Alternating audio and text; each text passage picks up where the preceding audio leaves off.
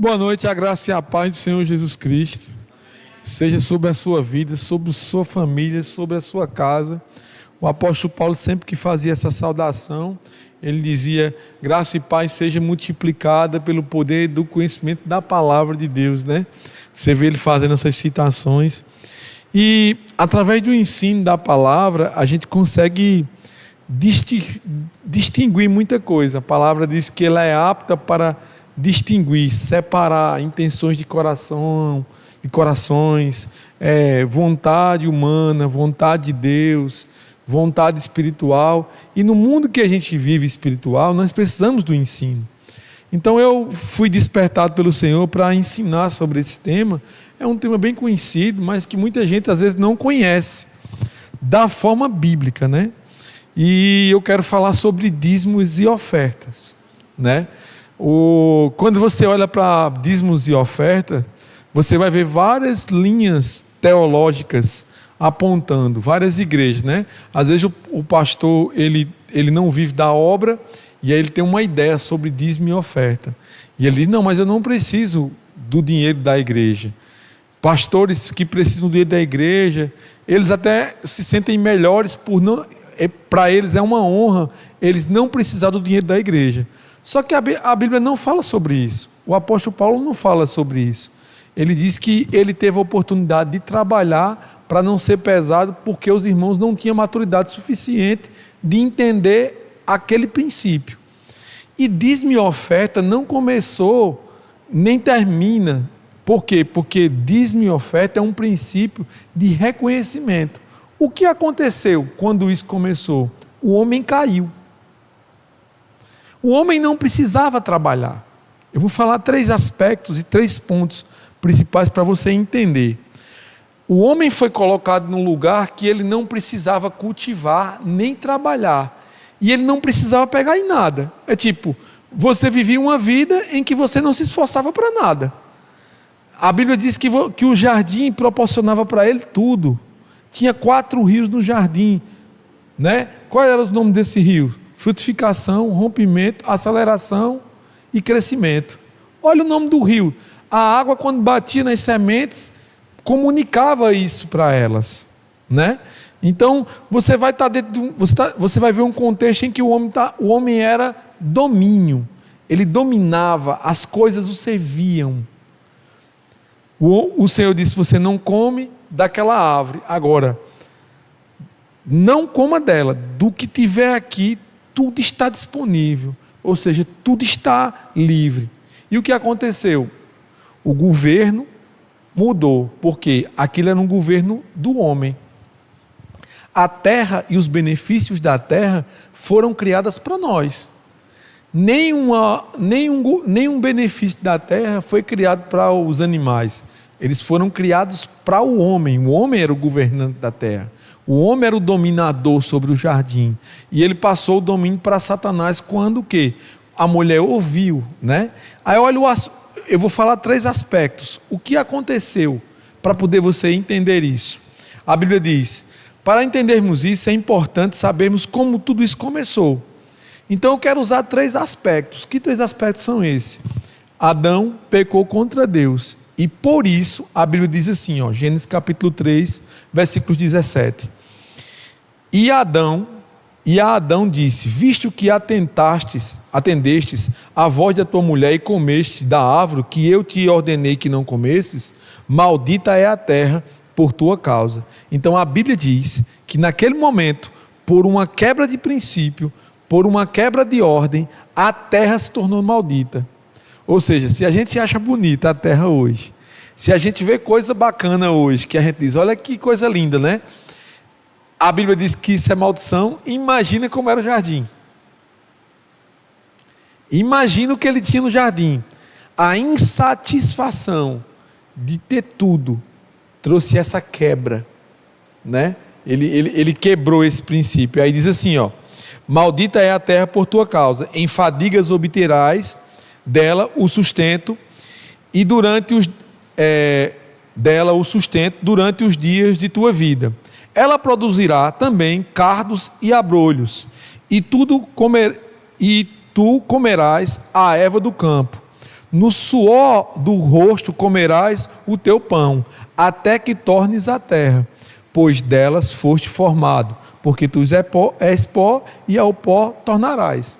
Então, o mérito aqui não é falar sobre a morte espiritual, nem a queda do homem. O mérito aqui é mostrar por que Deus, quando o homem quebrou esses princípios, o que aconteceu e por que Deus estabeleceu dízimos e oferta. O homem agora precisava reconhecer de novo o Senhor. E aí, 3 aspectos que eu separei. A terra se tornou um lugar em que o homem deveria tirar o seu sustento com o seu trabalho por meio de muito esforço. Ou seja, o princípio é o quê? Qual é o princípio para a humanidade? É que a terra seja a fonte de renda. Então, se você tem animais, se você tem fazenda, se você tem propriedade, isso é bíblico. Porque a terra é a fonte do seu sustento. Foi para isso que Deus disse: olha, você vai se esforçar agora para ter aquilo que você não precisava ter, né? A segundo aspecto, seria uma forma do Senhor reconhecer, seria uma forma do homem reconhecer o Senhor por meio de seu trabalho. Não havia outra forma de haver sustento, né? Não tinha como ter sustento. Ou o homem trabalhava ou não comia. Ou o homem caçava ou não comia. E ele precisaria agora tirar daquele lugar que era um lugar favorável para ele. Você está comigo? O lugar era extremamente favorável para ele, né? O seu trabalho e os seus frutos deveriam reconhecer o Senhor, né? Então, como é que as coisas funcionavam? Ele deveria trabalhar e naquele trabalho ele iria reconhecer o Senhor, né? Eu não vou entrar nesse mérito para a gente não perder muito tempo, mas o Senhor sacrificou 2 animais, tirou a pele dele e colocou no homem. O primeiro sacrifício foi feito ali, em Adão e Eva. O terceiro aspecto, o homem cumpriria seus dias e voltaria para a terra. A primeira vez em que vamos ver isso é na vida de Caim e de Abel. Então você vê 3 aspectos aqui de uma quebra de um princípio. O homem precisava dizimar no jardim? Não. Mas algumas pessoas falam, mas o dízimo na nova aliança não existe. Eu vou provar que existe. Hoje. Com textos bíblicos que você vai ler, e a gente vai ler aqui.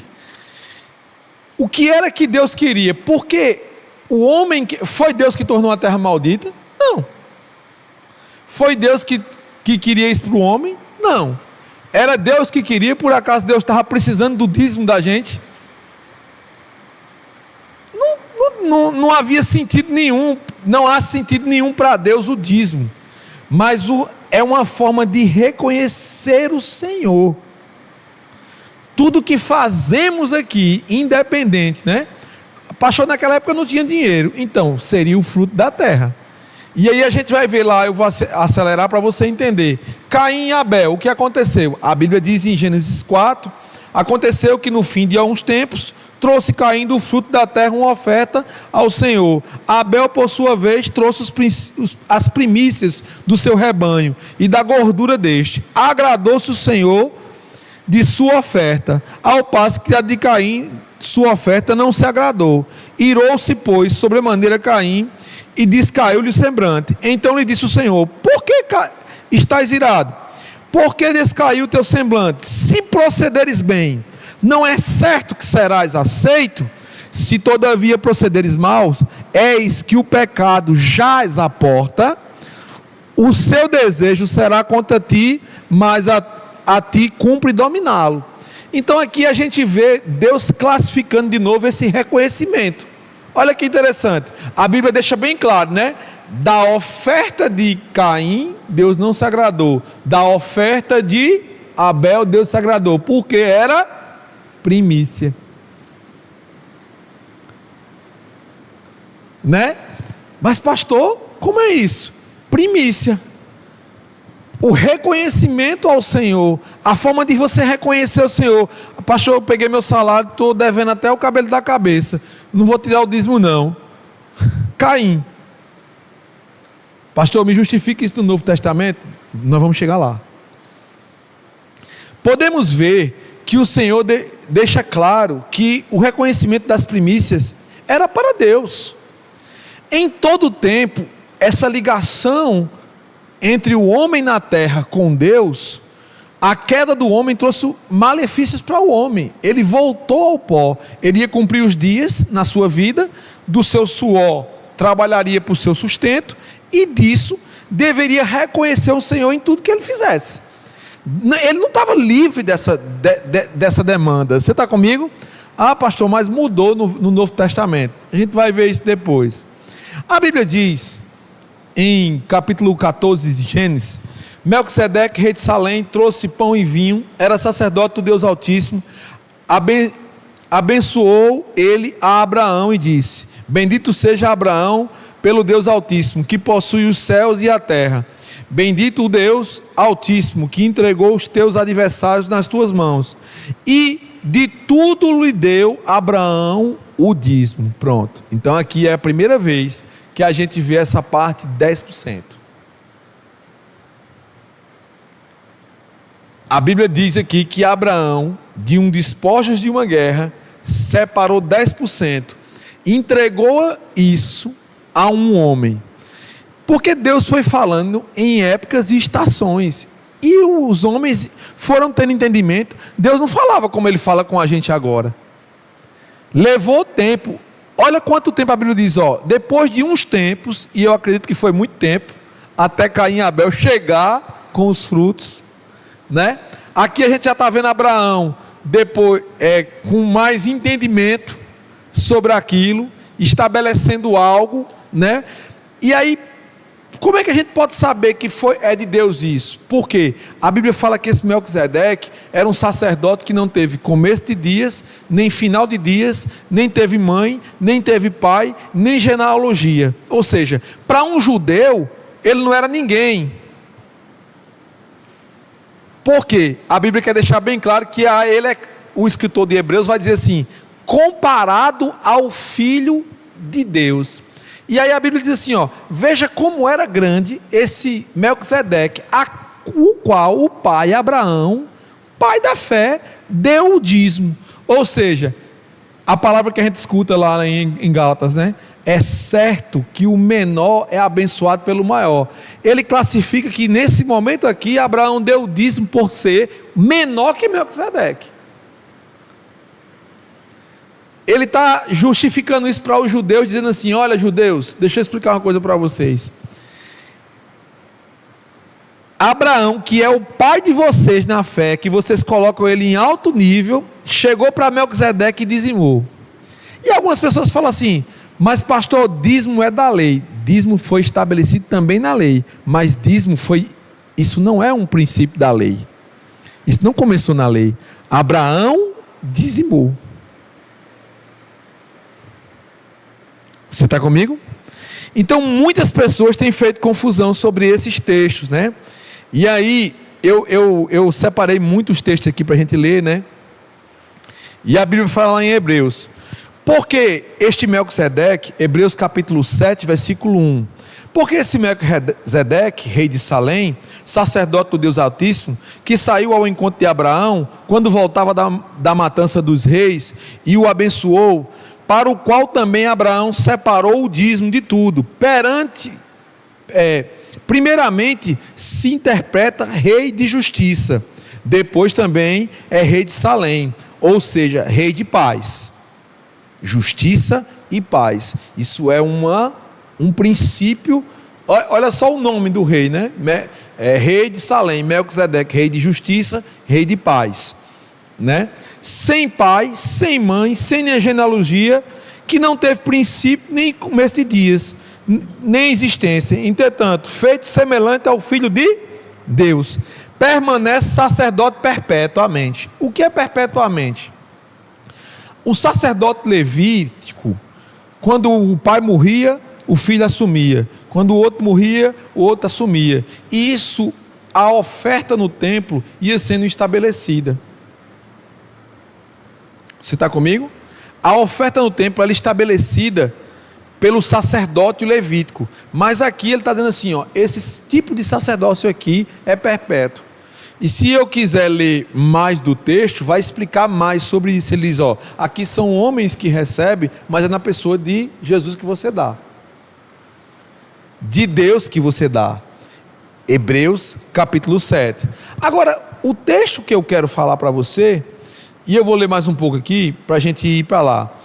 Melquisedeque se levanta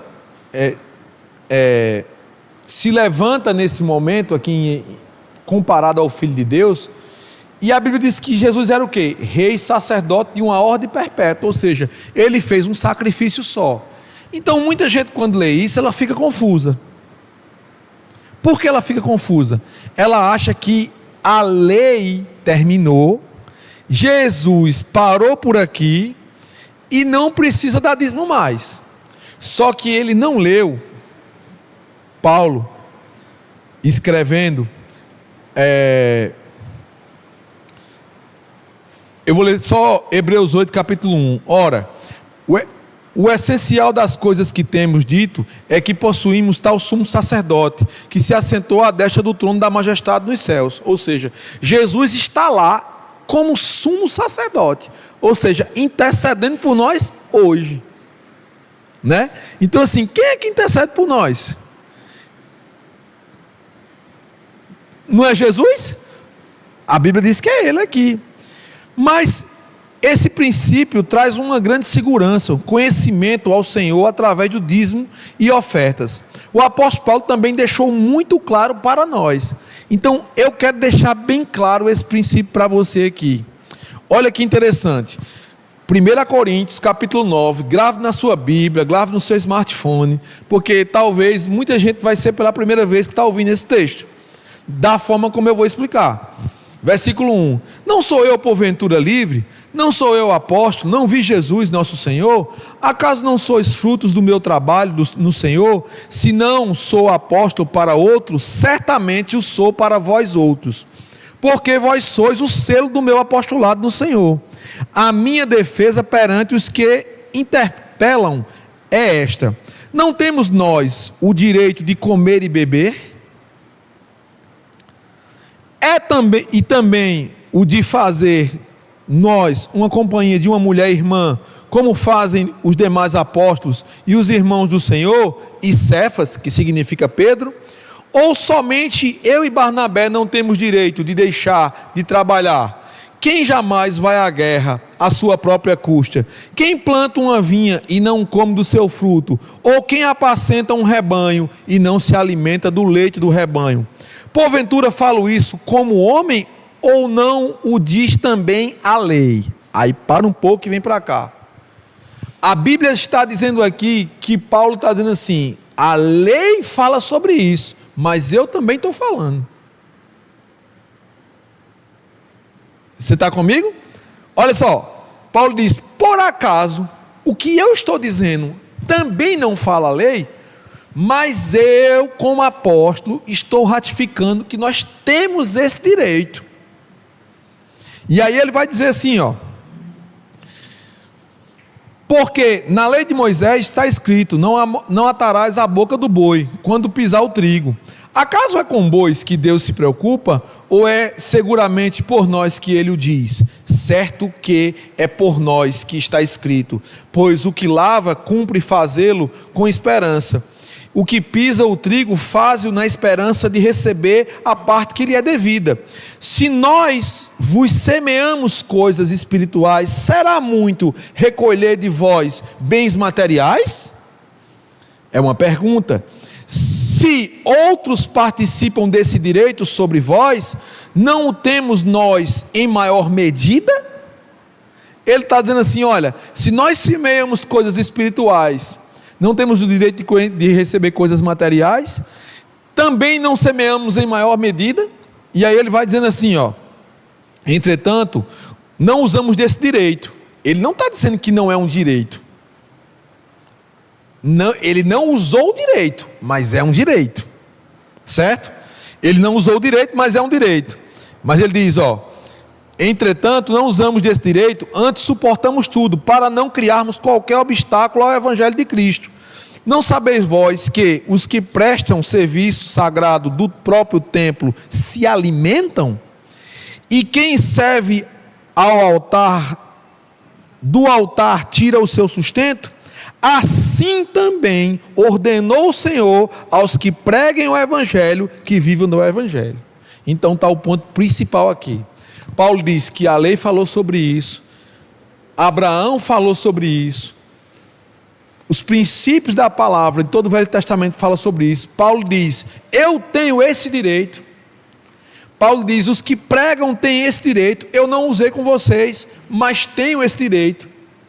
Mas também,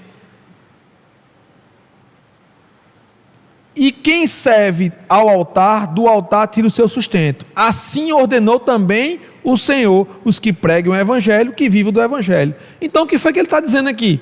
Ele está dizendo assim, olha, aqueles que pregam o Evangelho, vivam do Evangelho da mesma forma como os sacerdotes viviam.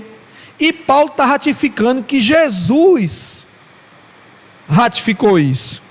E aí Mateus 10:10 diz assim, nem alforge para o caminho, nem de 2 túnicas, nem de sandálias, nem de bordão, porque digo, é o trabalhador digno do seu alimento. Então a Bíblia está dizendo que Jesus, Mateus capítulo 10, está dizendo assim, olha, aquele que prega a palavra é digno dela. Você está comigo? Aquele que prega a palavra é digno dela, é merecedor dela. Então muita gente diz, pastor, dízimo não é da nova aliança. Paulo está dizendo que é. Paulo está dizendo, ele teve validade na lei, ele tem validade na nova aliança, ele foi ratificado pelo Senhor e ele é ratificado por mim. Você está comigo? Paulo diz, ele é um princípio de reconhecer o Senhor.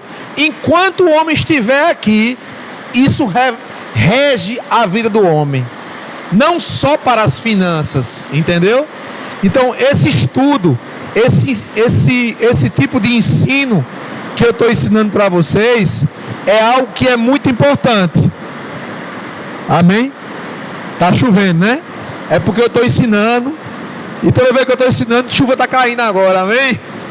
Mas não vai atrapalhar o ensino não, amém? Então, olha, vamos fazer aqui um aparato. Quando o homem caiu, ele teve que viver da terra. Ele teve que suar para ter o sustento. E ele teve que pegar do seu suor, apresentar as primícias a quem? A Deus. Eu poderia citar milhares de versículos que falam sobre isso, mas eu peguei 3 tópicos para deixar mais fácil. Após a queda, a terra se tornou maldita, o homem deveria pegar o sustento da sua vida e depois ele tornaria para a terra, por causa da queda. Ele perde o favor que ele tinha no jardim, o domínio, o governo, mas em Cristo nós temos autoridade quando dizimamos e ofertamos. É uma lei espiritual que opera. Ela é tão espiritual que o Senhor disse o quê? Se tiver alguma coisa contra teu irmão, não entregue. Você está comigo? Se você tiver uma coisa contra teu irmão, não entregue. Pega o dízimo, se reconcilie com ele, depois devolve o dízimo. Então, quando é que Paulo está falando isso? Ele está ratificando, diz ó, eu vou ler mais aqui para você. Não sabeis vós que os que prestam serviço sagrado do templo se alimentam do templo, e quem serve do altar tira o seu sustento? Assim também ordenou o Senhor que os que pregam, que vivam do Evangelho. Romanos 15:27 diz, isto lhes pareceu bem, o mesmo lhes são devedores, porque se os gentios têm sido participantes dos valores espirituais dos judeus, devem também servi-los com os seus bens materiais. Aqui é em outro contexto, Paulo dizendo também, os gentios também vão servir também com os seus bens materiais. Então, esse reconhecimento que a Bíblia deixa claro para nós sobre dízimo e oferta é maravilhoso. Às vezes o crente diz assim: pastor, eu não vou trabalhar. O crente diz: eu não vou trabalhar. Quais foram os 3 tópicos que eu falei para você após a queda, né? Tá lá. Vamos ler lá. A terra se tornou um lugar em que o homem deveria tirar o seu sustento com o seu trabalho e por meio de muito esforço. Reconhecimento. Seria uma forma do homem reconhecer o Senhor por meio do seu trabalho. Não havia outra forma de se sustentar. Ou seja, o homem não tinha como se sustentar. Ele iria criar os animais, ele iria plantar, ele iria... Nasceu coisa ruim no meio das coisas boas. E era a obrigação do homem tirar, né? Então você chega num lugar, as pessoas não querem trabalhar, elas não são ensinadas a trabalhar, elas não são ensinadas a prosperar, elas não são ensinadas a dizimar, elas não são ensinadas a reconhecer o Senhor, elas não são ensinadas a direcionar o dinheiro que elas têm, porque agora em Cristo, e o bom, irmão, sabe o que é? Depois vai estar gravado, você pode estar assistindo de novo, né? Está gravado, você pode estar assistindo de novo. Mas olha que interessante, ainda que uma aliança seja meramente humana, uma vez ratificada, ninguém a revoga ou lhe acrescenta alguma coisa. Ora, as promessas foram feitas a Abraão e ao seu descendente, não diz aos descendentes, como falando de um. O que é que Gálatas está dizendo aqui, capítulo 3? Que nós é que somos filhos de Abraão pela fé. A Bíblia está dizendo assim, olha, quem nasce filho de um judeu, de uma genealogia humana, natural, carnal, judaica, é filho de Abraão mediante a carne. Mas quem nasce de novo é filho de Abraão pela fé.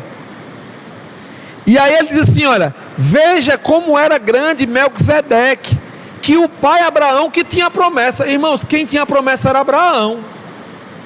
As bênçãos tinham que correr atrás de Abraão. Não era Abraão correr atrás das bênçãos. Abraão que tinha promessa. Ele disse, ó, eu vou por aqui, tu vai por aí. Escolhe um canto que eu vou escolher o outro. Você está entendendo? Quem é dizimista, quem é ofertante, ele tem a mesma convicção de Abraão, ele tem a mesma prosperidade de Abraão no mundo espiritual. Para onde ele for, aquilo tem que prosperar. Aonde ele tocar a planta do pé dele, aquilo tem que acontecer. Então, o que acontece? O que foi que aconteceu? Jesus morreu, ressuscitou ao terceiro dia e trouxe o jardim.